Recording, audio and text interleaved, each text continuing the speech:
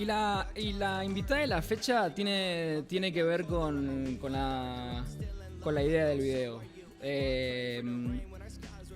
Tenemos arriba de la nave a la Así es. licenciada Mariela Serra. Bienvenida, Mariela. Hola Mariela.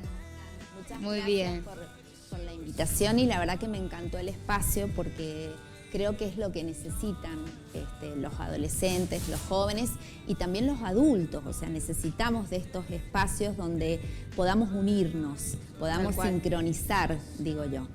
Sin duda. Yo también lo siento así.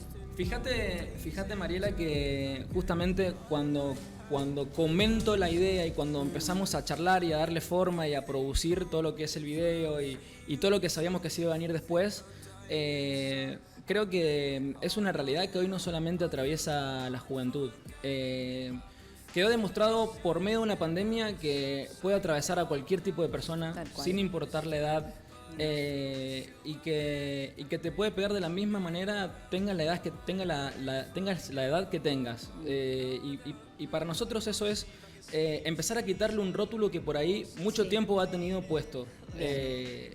Y empezar a tratarlo y a charlarlo. Te cuento rápido algo que leí cuando estábamos armando todo. Empezamos a buscar artículos de notas y diarios que hablaban sobre el tema.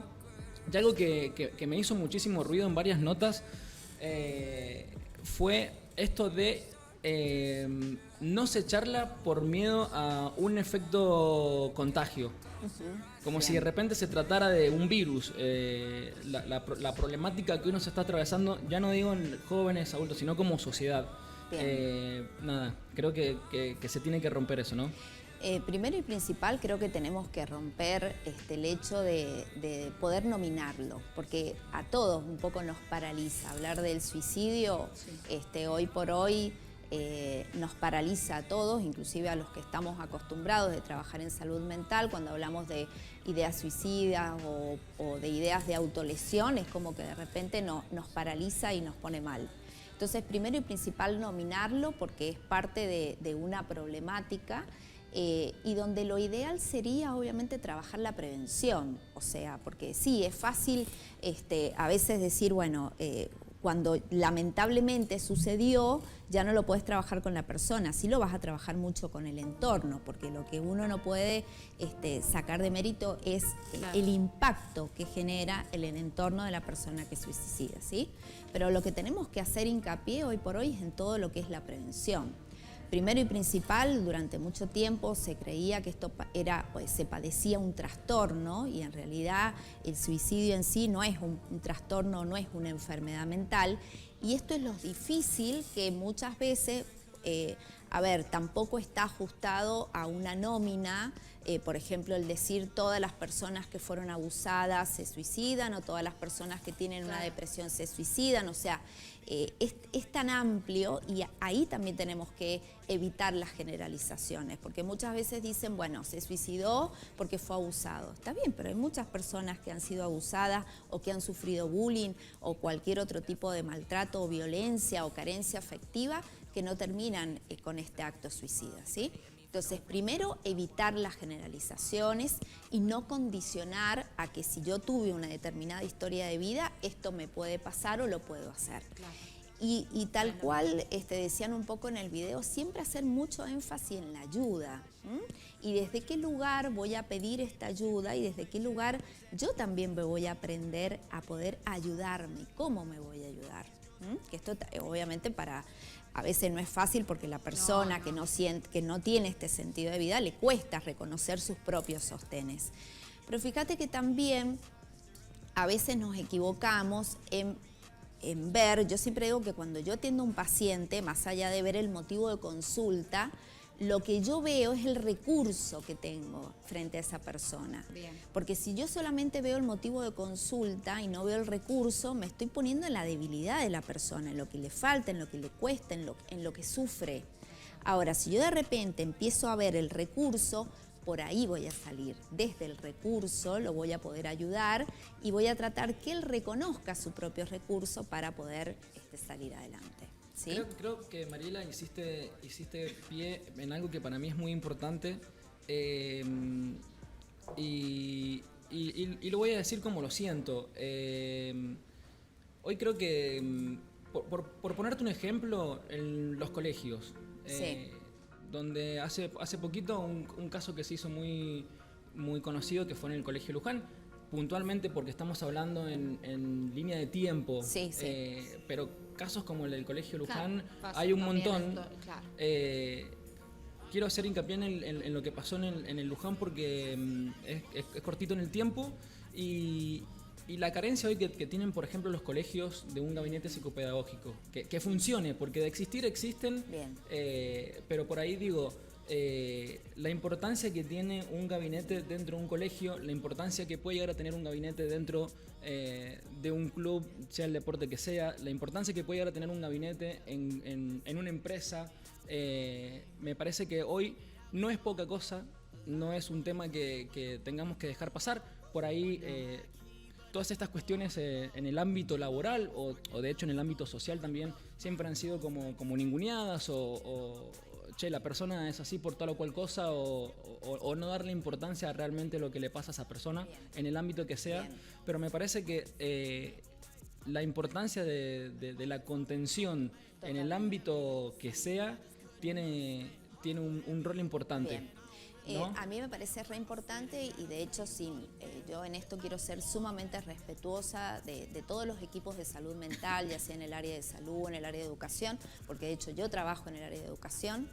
Entonces a mí me parece que hay que ser sumamente respetuoso en esto, saber que hay protocolos de acción, que hay un equipo de suicidios de la provincia que ha estado actuando y ha estado haciendo muchas gestiones. A veces se desconocen, pero existe. Claro. Hay también por parte de los colegios, especialmente de los colegios privados, a lo mejor, pero también de los públicos. Yo que llevo años en mi profesión, estos últimos 5 o 6 años, un poco más atrás, se reactivaron los gabinetes y ahí somos muchos profesionales de la salud los que estamos trabajando en gabinetes públicos y en gabinetes privados. O sea, yo en eso soy sumamente respetuosa y en esto no hay que, creo que entrar en culpa, porque si uno entra en la culpa, entramos en pasarnos la pelota. Tal cual. Y me parece que lo que tenemos que hacer es cada uno reflexionar Desde dentro su de lo que lugar, nos toca claro. y el rol, dentro del profesional de salud mental, dentro del docente. Yo creo que esto también pasa a nivel educación. Siempre se ve la figura del profesional de educación mental, pero imagínate, en un colegio, si hay 1 o 2 y hay 500 chicos, 700 chicos, no das abasto. Entonces, también trabajar con los docentes. Obviamente, estos docentes también tienen que estar preparados, o sea, se tiene que formar una red de contención. Y a la vez, los profesionales también hacer esta red de contención a la familia, ¿sí? Que es el círculo primario, digamos, donde de ahí tenemos la base. Entonces, en esto no nos tenemos que limitar a los gabinetes, nos tenemos que limitar o tenemos que hablar de la red de contención que deben existir De las instituciones entre general, todas las en todo, instituciones. claro. Y acá yo creo que tocamos un tema muy importante que hace ver en qué lugar está la salud mental.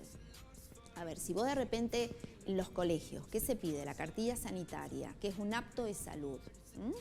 Pero son muy pocos los colegios que te piden una evaluación psicológica.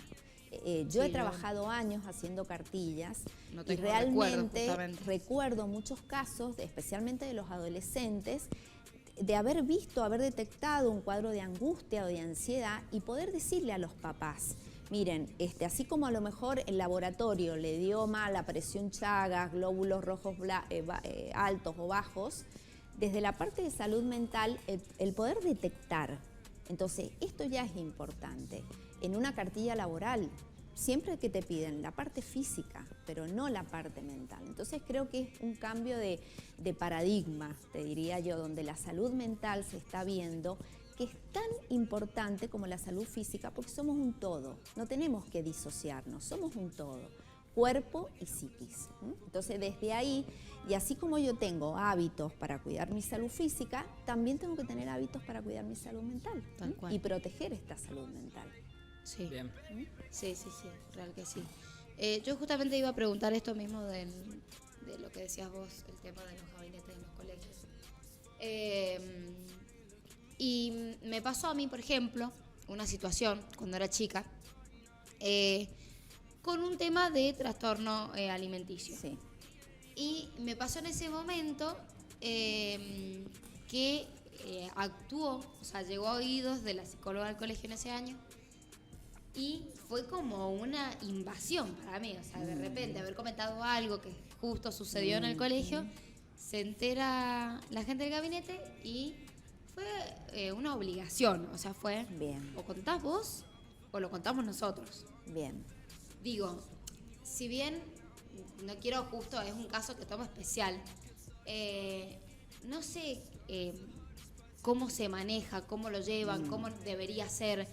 Digo, si bien actuaron de esa manera y en su momento a mí me sirvió, por lo menos hoy día me sirvió, ¿cómo se podría manejar? Que no sea, no sé si me explico, que no sea de esa manera, porque yo me pude abrir en su momento, pero yo no sé si hoy en día una persona puede acceder tan simplemente y decir, sí, a mí me pasa esto. Digo, ¿cómo sería la manera? ¿Cuál sería la mejor manera? ¿Cómo se lleva? Yo en realidad siempre lo hablo con los chicos y yo trabajo mucho con niños y adolescentes. También no te voy a negar que acompaño a algunos adultos, que por ahí estos adultos son los papás de estos chicos. Y muchas veces los chicos y más los adolescentes me preguntan, por ejemplo, acerca del secreto profesional. ¿Vos esto se lo contás a mis papás? ¿Esto lo hablás con mis papás? Y yo siempre les digo algo. A ver, mi línea, como creo que es la de todos los profesionales de salud mental, es la integridad. Si yo veo que esta conducta que vos tenés a vos te pone en riesgo tu integridad psicofísica, si yo callo, estoy avalando esto y estoy siendo cómplice. A mí me ha pasado muchas veces con muchos pacientes, por ejemplo en el caso de los trastornos alimentarios, que de repente me dicen, mira, vomito, no como, y uno va observando la apariencia física, y de repente decirle a los papás, necesita otro abordaje. Y a lo mejor el adolescente yo sé que se enoja conmigo, porque me toma como buchón, ¿sí? Claro. Buchoneaste. No es buchón, yo te estoy cuidando. Hoy lo entiendo, sí. Con los años vas a entender que lo que hice fue tener una responsabilidad y cuidar tu integridad. Entonces, esto lo mismo pasa hoy con los chicos con las autolesiones, ¿sí? Cuando de repente uno ve los chicos que se cortan.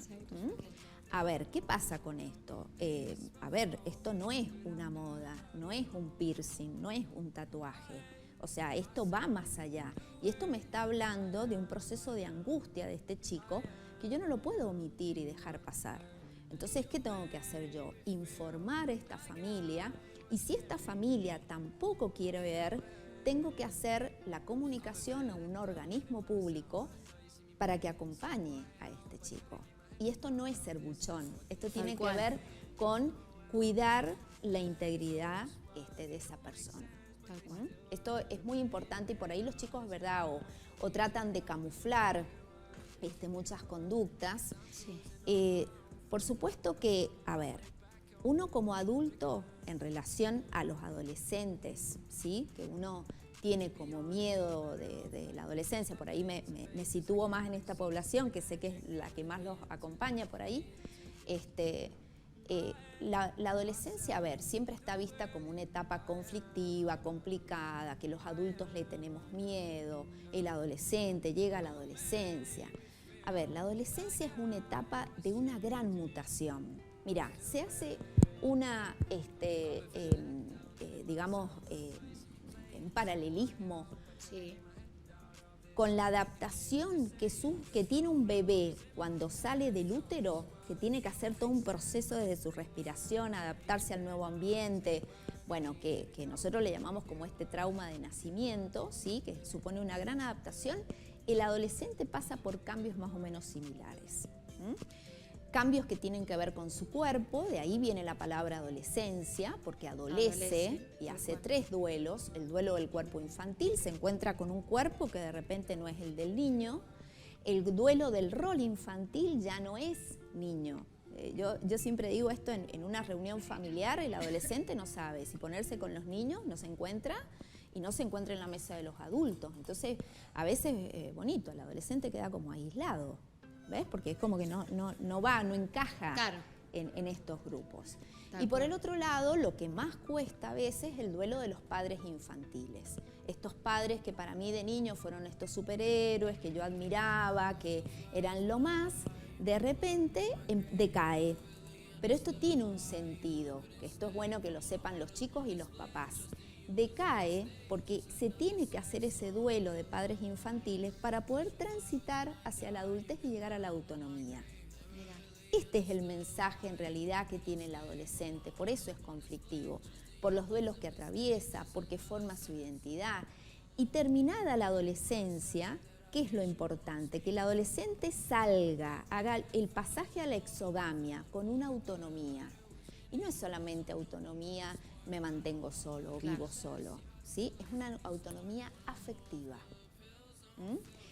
Entonces, si nosotros como adultos los dejamos solos a los adolescentes transitar, el adolescente lo vive con angustia. Ahora, ¿qué me dice un padre? ¿Cómo me acerco? Si se revela, me grita, no quiere que me acerque. Y lo que dijimos al principio, tenemos que entrar en una sintonía. Claro. Si No perder la simetría. Mira, la simetría el organigrama familiar está puesto por los padres, monoparental, pareja parental, como quieran, padres, hijos. Entonces hay una simetría. Claro. Este padre tiene que ver con el adulto, con un adulto que ya resolvió su infancia y ya resolvió su adolescencia. Entonces, desde esto resuelto, puede acompañar a su hijo a transitarlo. Lo mismo, claro. ¿Qué pasa? Si es un papá que tiene características infantiles, o una mamá que tiene características infantiles o adolescente, no va a poder, ¿sí? Porque va a ser una cuestión simétrica. Por eso a los adolescentes no les gusta que los papás se hagan, como dicen ellos, y perdón la expresión, los pendejos. Los pendeviejos. ¿Sí? O sea, no les gusta. ¿Por qué mi mamá se tiene que vestir como yo? ¿Por qué mi papá tiene que ir al boliche donde yo voy los fines de semana? Porque los chicos están buscando esta simetría. Ahora, si yo pongo una simetría muy grande, no va a poder conectar. Yo siempre le digo a los papás, a ver, cuando nació tu hijo, subías al auto y las canciones de la Pepa, en el tele, el Discovery o el Disney Channel, bueno, si te acomodaste, ibas a un lugar donde hay pelotero, donde hay juegos infantiles. Llega la adolescencia de tu hijo y todo lo que consume tu hijo es malo. Salí de acá con esa música que escuchás, a ver esto que estás viendo, no me gusta. Habla bien, vestite bien, todo eso esparramado, eso oversize que usás. Entonces, ¿qué hace el adolescente? El adolescente se siente juzgado. Y cuando se siente juzgado, más se retira. Y mientras más se retira, a veces más angustia siente. Entonces, ahí tenemos que tener los papás una pequeña habilidad que nos cuesta horrores, porque nosotros también transitamos, y me defino como mamá, porque tengo 2 hijos, nos angustia, ¿sí? Ver tanta cosa, ver peligro, ver riesgo, esta plataforma, ver esto, lo virtual, las drogas, el alcohol. Están a mano. Todo ahí, entonces uno como papá también se asusta, ¿sí? Ahora, esto lo tenemos que trabajar nosotros, como adultos. Pero para poder acercarme al adolescente, tengo que conectar con él. Mínimo, saber qué escucha, qué ve, qué consume. Entender que a lo mejor la moda que él quiere no es la que a mí me gusta. Pero volvemos a lo que yo les decía recién. Si esto no afecta la integridad, le voy a permitir un poquito de desorden al adolescente, porque se tiene que reencontrar.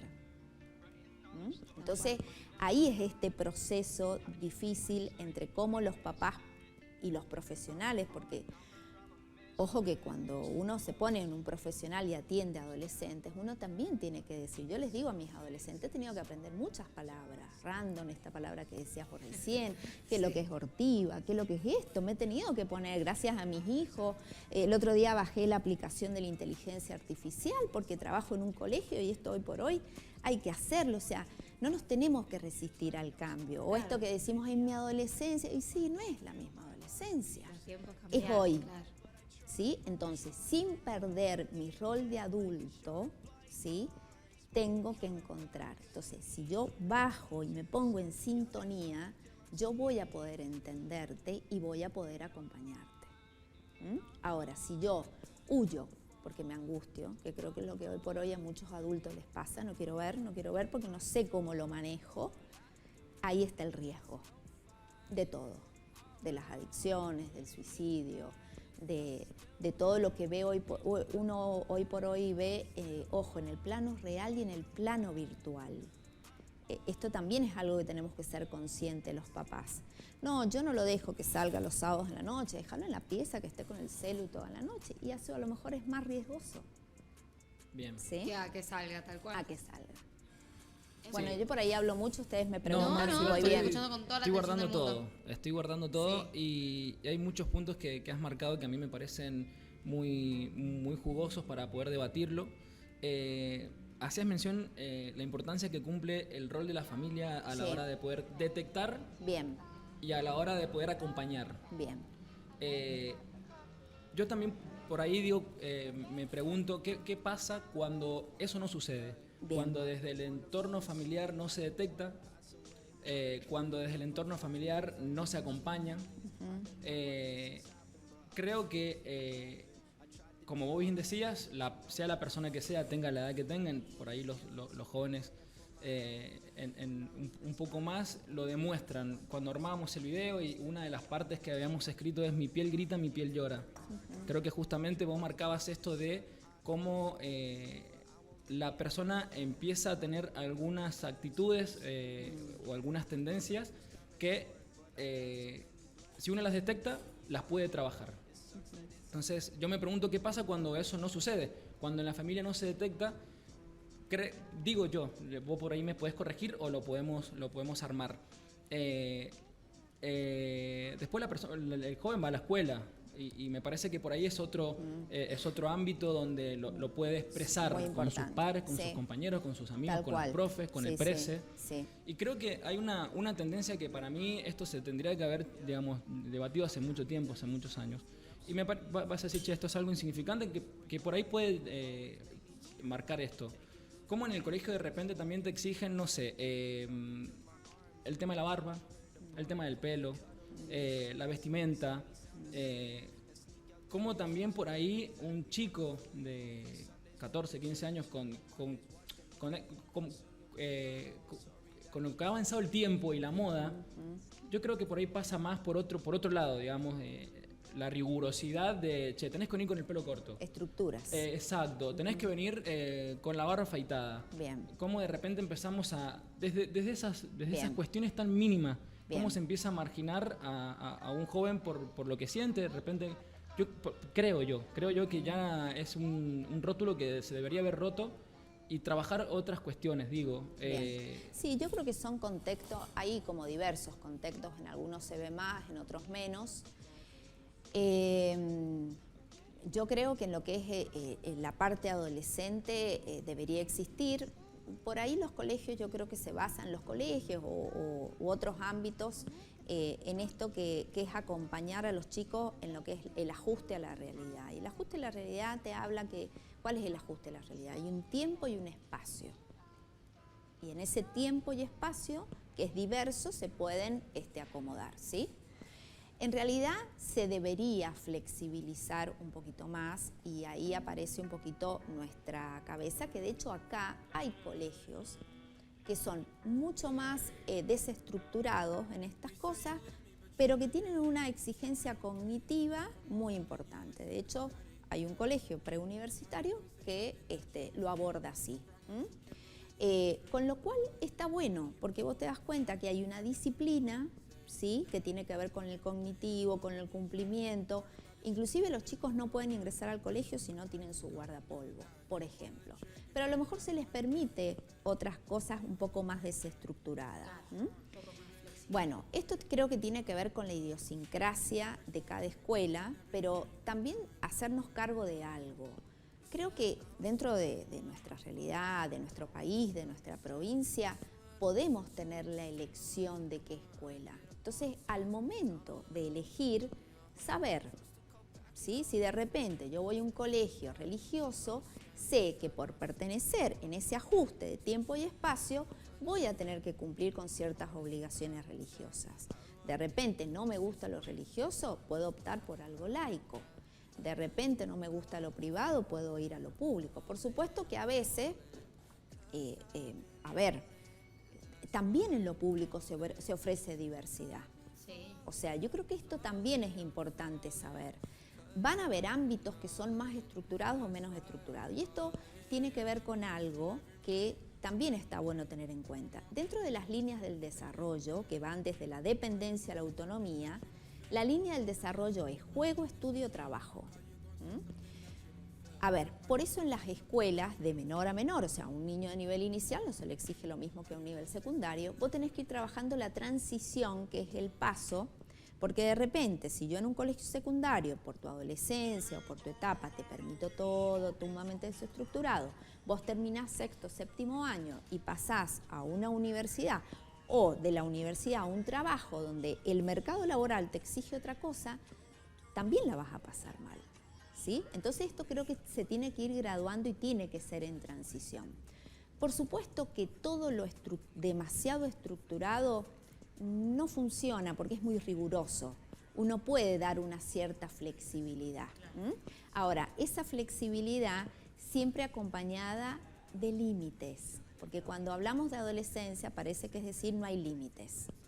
El límite no es portarte bien o portarte mal o hacer las cosas bien o hacerse mal. El límite yo le llamo el GPS, es el que te marca el caminito. ¿Qué tengo que hacer yo cuando uso el GPS? Poner un destino que quiero. Entonces, yo como director de un colegio tengo que saber qué quiero de mi población de alumnos. Yo como papá tengo que saber qué quiero para mis hijos. ¿Sí? Y en base a eso, yo voy a ir poniendo este GPS y voy a estructurar los límites. Obviamente, por naturaleza, el adolescente tiende a transgredir los límites, pero también creo que son de las formas, ¿sí? Cuando vos al adolescente le das un entorno que es un poco, no rígido, un poco menos estructurado, pero le das seguridad, el adolescente lo acepta perfectamente, ¿sí? Creo que el problema es cuando el adulto tiene inseguridad, se pone rígido. Y esa rigidez es la que no le da seguridad al adolescente. Bien, ahí creo que es una clave esa. ¿Ves? Clave. A ver, vamos al caso de los papás, ¿sí? No, yo tengo miedo que vos salgas, entonces no te dejo salir. Esa rigidez, tarde o temprano, va a hacer que por ahí el chico transgreda la norma y se escapa. Y se escapa, claro. Si de repente yo como papá te digo, perfecto, yo te dejo salir, dame coordenadas, como Bien. les digo yo a los chicos, dame coordenadas. ¿Dónde? ¿Con quién? ¿Hay una hora? ¿Sí? De regreso. Yo seré un poco arcaica, pero yo les cuento algo a mis hijos. Al principio, cuando empezaron a salir, no tenían llave de casa. Pero porque yo puse una barrera que era yo abro. Exacto. Y veo en qué condición llegas. Claro. Entonces sabía que no podían llegar, como dicen ustedes, quebrado. Bien. ¿Ah? Y no. Es una alarma. ¿Verdad? Y no. Yo no digo que no tomaban tal vez, ¿sí? Pero había un filtro. O busco, llevo y traigo. También, claro. Entonces, ahora, si yo digo no salís por los miedos, y lo que me va a decir, me voy a la casa de un amigo y no va a estar en la casa del Sí, amigo. no. ¿Sí? Ahora, si yo digo, perfecto, vas a salir, como les digo, coordenadas. Decime dónde, con quién, hay horario. Bueno, de repente voy a lograr regular un poco más la conducta, sin llegar a estas transgresiones, que en la transgresión a veces está el riesgo. Esto está bueno porque También. me parece que son posibles Sí. alarmas que pueden sonar para un papá o una mamá. Y creo que está bueno también tenerlo como recurso para detectar posibles situaciones a tener en cuenta. Seguro. Y en esto, a ver, yo siempre esto lo hablo mucho con los papás, inclusive desde los niños, están muy de moda el tema de las pijamadas, que están buenos, pero uno tiene que saber dónde. A ver, ¿cuántos casos de abusos hay que surgen así? Entonces, o de saber que, bueno, yo lo dejé a dormir a mi hijo en una casa Y de repente mi hijo después anda por otra, por acá, Claro. por acá. ¿Dónde está el compromiso del adulto? ¿Sí? Entonces, bueno, tengo que tener cuidado con el copio-pego, como digo yo, porque lo hace él, yo también lo hago. No, tengo que asumir mi adultez. Chicos, ¿qué riesgo? ¿Nos pueden pasar a todos? Sí, nos pueden Bien, pasar claro. a todos. ¿Sí? En esto que vos decías, el detectar, yo también soy muy respetuosa, porque especialmente cuando surge un suicidio, aparece la culpa, que no vi porque no me di cuenta, en todos los ámbitos, y desde ahí el impacto, ¿sí? Y la culpa es muy nociva. De repente el mejor amigo, ¿cómo no me di cuenta? La novia, el padre, la madre, la docente, la psicóloga, el psiquiatra. Entonces, hay casos que a veces están muy camuflados y cuestan mucho de detectar. Entonces creo que el abanico es amplio. Puede ser que se estén dando alarmas y yo no las quiero ver, o pueden ser que estas alarmas, lamentablemente... No, la- Sí, y ¿sabes No qué me sé, parece, no. qué me parece importante Pudiendo también ver, ahí, claro. Mariela? Que nosotros también, porque uno por ahí, está bueno el punto que vos planteás de que puede estar muy camuflado, y la realidad es que también puede pasar que esa persona no tenga las herramientas como para poder expresar lo que le está pasando. Tal cual. Y creo que está bueno que nosotros, desde el lugar que nos toca, Sí. como comunicadores, como profesionales de la salud, como encargado de una empresa, que podamos brindar espacios y que podamos brindar herramientas para que se puedan expresar. Yo creo que no hay nada Bien. más importante que uno pueda expresar lo que siente. Bien. También por ahí pasa en casos de felicidad. A mí a veces me pasa expresar un logro.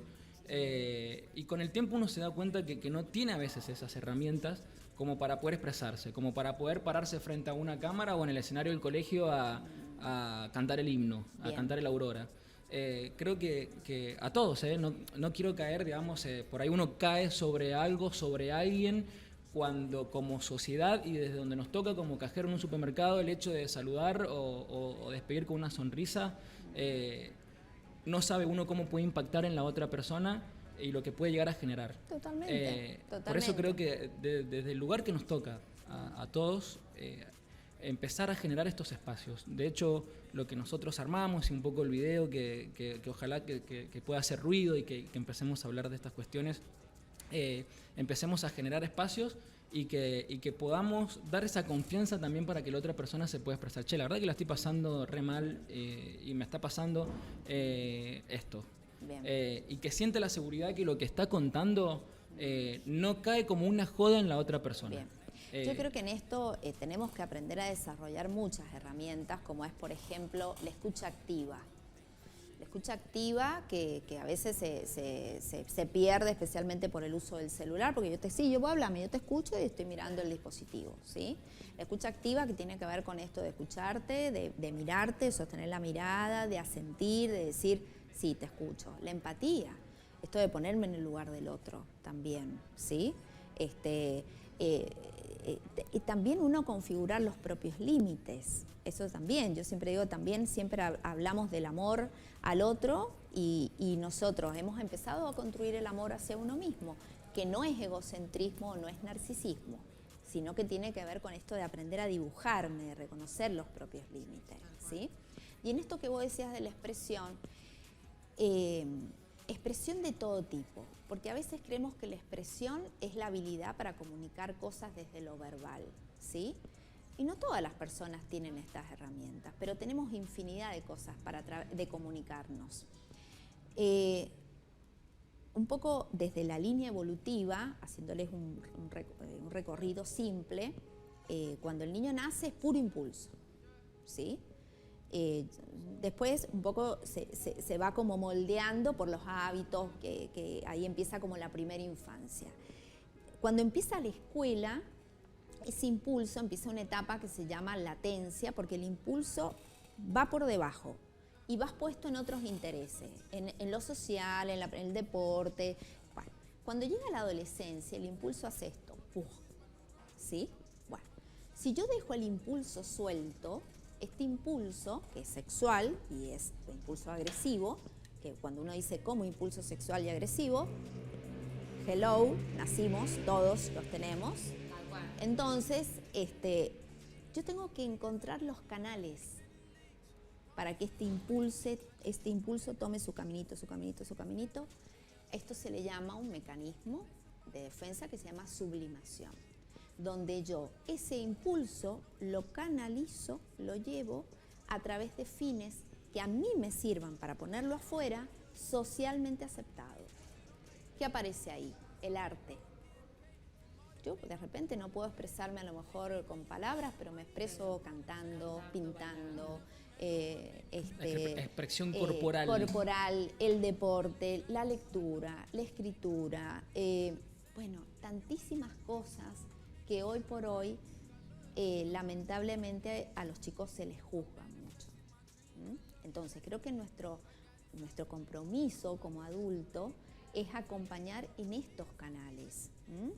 Y también si yo veo un chico que de repente a lo mejor no tiene tanto interés en la escuela, que no le va tan bien en las lenguas o en la matemática, brindarle, no es que no va a terminar el colegio, sabemos que hay una cuestión de criterio de realidad, de tiempo y de espacio, que este chico necesita este título para después insertarse en la sociedad, pero también le voy a dar otros espacios. Y desde estos espacios le voy a decir, bueno, te cuesta un poquito la matemática, la lengua, no sos el mejor de la clase, pero brillás en el deporte, brillás en el arte, cantás, sos un gran youtuber. Bueno, en esto de los youtubers, yo trabajo en un colegio primario, son más chiquitos, pero yo también les digo, los chicos de 10, 11 años están a full con esto de que quieren ser youtubers. Sí. Y yo les digo, me parece bárbaro, pero comunicá cosas buenas. Cuando uno comunica cosas buenas que le puede servir al otro, está fantástico. Y sos un youtuber. Entonces, bueno, creo que es un poquito ampliar la mirada y la cabeza, pero bueno, asumiendo el compromiso de todos. Yo creo que el gran mensaje hacia todas las personas que un poco se sienten identificadas con el video es el decirles que se puede, que se puede, que a veces las cosas tal vez no son tan lineales, porque a lo mejor no todos tienen los medios para un profesional de la salud mental, pero sí vale mucho las ayudas espirituales, las ayudas de los grupos, las ayudas de la familia. Yo le llamo mucho a las familias adoptivas. De repente mi familia no me siento muy identificada, pero tengo la familia de mi amigo que me cobija y me ayuda. Entonces, esto de esta sensación del abrirse, de no quedarse solo encerrado. Y aquel que está viendo a alguien que está solo o encerrado, bueno, no anclarse ahí, sino darle esta actitud de apertura y decir, bueno, ven que te ayudo. Mari,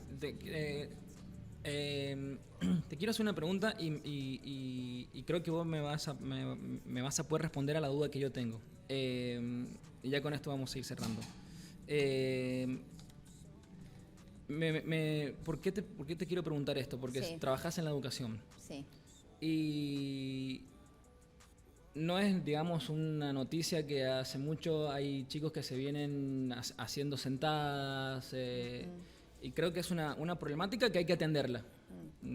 Después podemos charlar cuáles pueden ser las soluciones posibles, sí, las formas. Bien. Y recién marcabas algo que me parece también muy importante, que hoy por acceder a un profesional de salud mental es un poco, digamos, no accesible para la media, digamos. Me explico, ¿no? De todas maneras, a ver, hay muchos profesionales en los sistemas públicos, lo que pasa que hay es una bomba realidad, eso. ¿Dónde uno puede recurrir, digamos? Mira, en todos los centros, sí. Hoy por hoy, y más desde el año pasado, hay una gran campaña. Todos los centros de salud pública hay profesionales de salud mental, en todos, desde los hospitales a un SIX, en todos van a poder encontrar. Hay una realidad que hay una gran demanda, pero hay, bien. ¿Sí?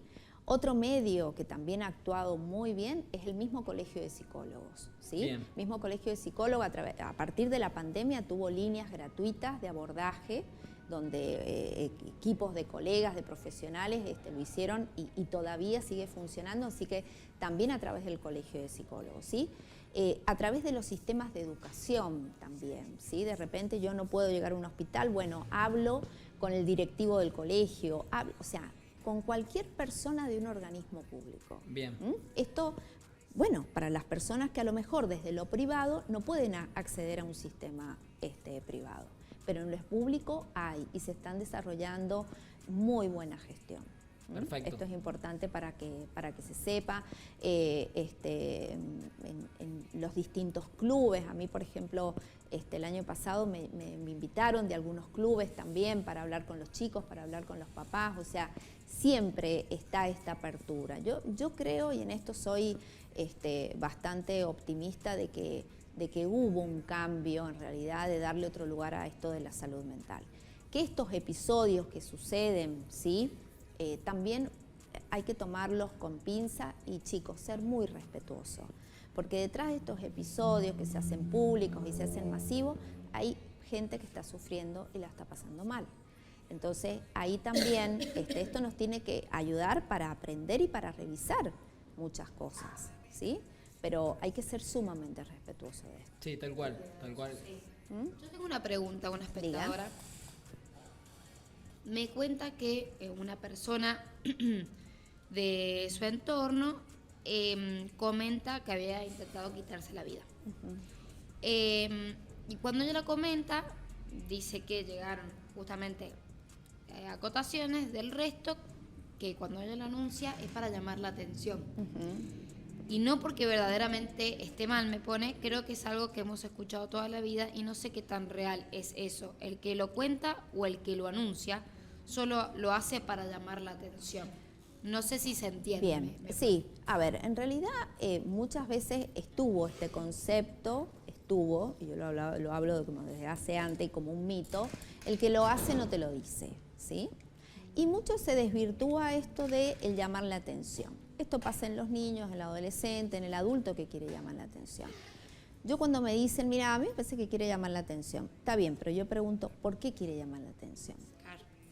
O sea, algo está vivenciando, tal vez desde su subjetividad, ¿sí? Tal vez sea un niño o un adolescente que siente que no le prestan atención y vos hablas con los papás y te dice, pero tiene toda la atención del mundo, pero desde su subjetividad lo está interpretando de esta manera, ¿sí? Entonces, por más que quiera llamar la atención, tengo que ver este síntoma, qué quiere y por qué quiere llamar la atención. Claro, hay algún motivo. A mí me parece que hoy por hoy no nos podemos confiar en esto, ¿sí? A ver, vamos al caso de, lo mismo pasa en la salud física. Me duele la cabeza, no quiere llamar la atención. No, me duele la cabeza, tengo fiebre, voy al médico. A ver qué me pasa. O sea, puede ser algo, gracias, puede ser algo que de repente no es relevante, pero puede ser algo que sí. Entonces, no caigamos en estos conceptos generalizados, quiere llamar la atención. Si quiere llamar la atención, veamos por qué. O por ahí, bueno, hay tipos de estructuras psíquicas que tienen estos modos de funcionamiento, pero que también requieren un abordaje. Claro. Bien. No sé si estará... No, sí. Sí, se súper reentendió. contestada. Bueno, Mariela, para vos, amiga. Muchísimas gracias por haber venido. No, gracias a ustedes. Nos yo creo que estos espacios son muy valiosos y me parece que es un poco lo que hace falta. Amigar un poco el ámbito de los chicos, de los adolescentes, con los adultos. Yo siempre les digo a los papás, todos hemos vivido la adolescencia, ¿sí? Y cada vez que uno transita conflictivamente la adolescencia de su hijo, yo también les hago un llamado a la reflexión de cómo ellos vivieron su propia adolescencia. Es real. Así que bueno, y el mensaje que sea buscar ayuda en los medios que sea públicos, privados, familias, amigos, entornos culturales, deportivos, siempre va a existir la ayuda. Bueno, gracias Mariela. Muchas gracias a ustedes. De verdad ¿sí? que fue una alegría tenerte acá y queda abierta la invitación para una próxima vez. Perfecto, no hay ningún problema. Y de verdad que cuando Dora dijo, Mariela podría acompañarnos, nosotros buscábamos también tener un apoyo desde lo profesional. Bien. No hablar desde solamente porque es un tema que requiere respeto, es un tema que requiere ser tratado con seriedad. Bien. Y nosotros los tomamos de esa manera. Bien. porque el mensaje creemos que es importante, creemos que se tiene que charlar, que se tiene que charlar en las casas, que se tiene que charlar en el colegio, en el grupo de amigos también. Y no era fácil armarlo por armar, sino que también darle un apoyo logístico desde la profesionalidad. Y fue un placer para nosotros tenerte acá y escucharte. Y para tranquilidad de toda la población es saber que sí hay gestión de esto, ¿sí? Eso está bueno saberlo. Como todo, a lo mejor hay que mejorar cosas, como nos pasa a todos, ¿sí? Todos tenemos que revisarnos e ir viendo qué mejoramos, cómo nos vamos acomodando a estas demandas, ¿sí? Pero sí hay gestión, tanto en la parte pública como en la parte privada.